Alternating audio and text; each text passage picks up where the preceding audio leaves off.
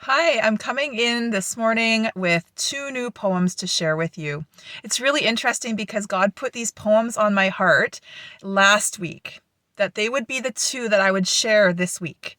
And it's really interesting. I just kind of made note of it and then I went on my way. And then now I've picked these poems up and started to prepare what I would share with you. And it's just amazing how these are poems I wrote. One of them I wrote probably 5 years ago. The other I wrote maybe about a year ago. And it's just amazing how not only can they come together and be such a good pair, and it's amazing that they were written long ago, and yet here God is at this very moment, this very holy moment, that God is saying, these are the poems to share. So I could tell you a lot about how they came to me, but I think they speak for themselves. So I'm just going to share them because I know that the timing right now in my own life and the conversations I'm having with so many of my friends, I know that the timing is right for these poems. So I won't say much more. The poems will speak for themselves. I'll start with the first poem called Fighters. This one I wrote probably 5 years ago. We've had a fight for so long. The fires of feud have raged and fumed, burned all the things we've learned on our march to freedom, like two fellow soldiers. At times, as if we were on the same team, then others, as if there's a line between, like we are fighters in a boxing ring. Oh, the war that family can bring. And over all the years and all the tears, the fights silent and loud, the bombs bitter and proud, the blows, scars, and bruises, the blood that oozes, the poison been blowing. All so deep beneath the surface, locked in so tight in fright, we did not even seem like enemies, what the human eye can't see. Like mother, like daughter, like villain, like monster. Who is on which side? I'm not really sure.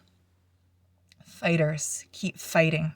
The path you keep lighting, this passionate rage, we're coming out of the cage, laying down our arms, ceasing the harms.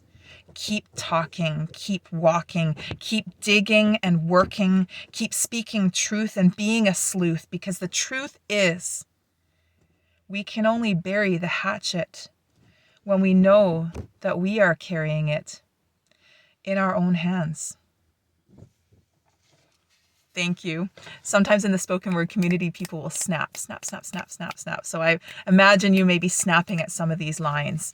Okay, I'm going to share the next poem. This one I wrote maybe a year or a little less than a year ago, but about a year.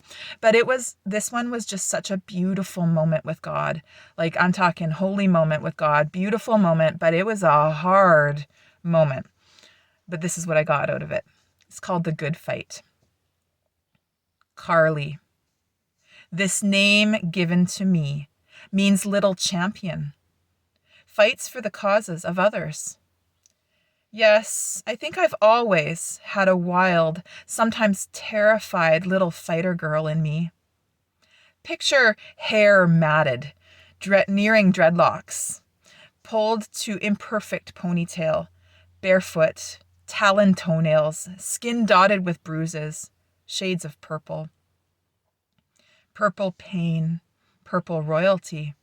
Robed in fighting gear, she's got big boxing gloves, small but mighty.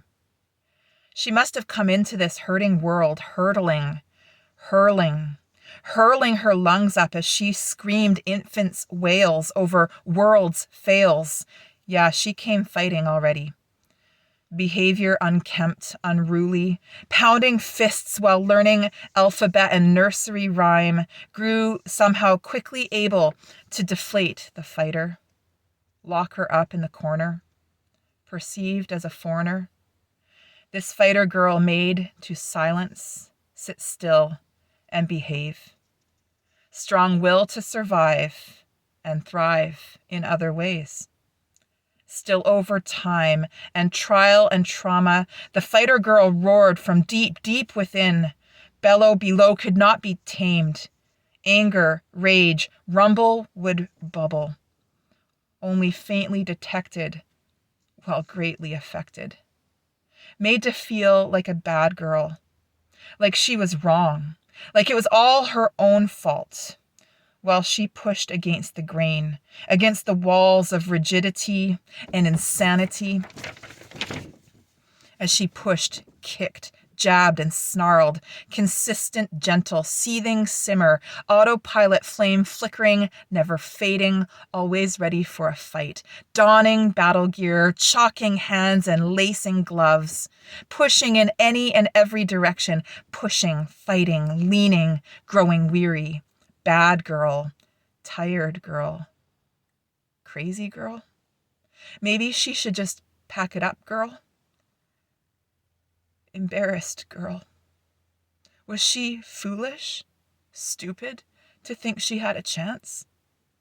To think it was worth the fight?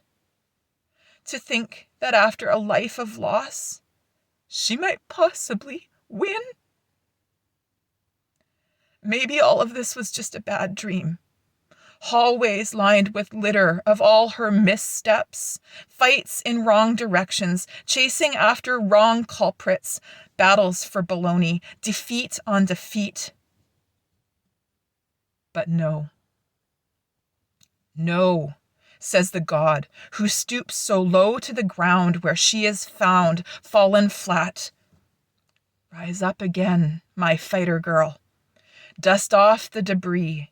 You have not been wrong or bad. It is not your fault. Yes, you have not fought well at times. Yes, you have pushed in wrong ways and grown weary. But my child, it is not time to throw in the gloves and swallow defeat and push great dreams aside, like they were never yours to have. No, I gave you these dreams. I made you this way, a fighter girl. Now get up, Carly. Rise.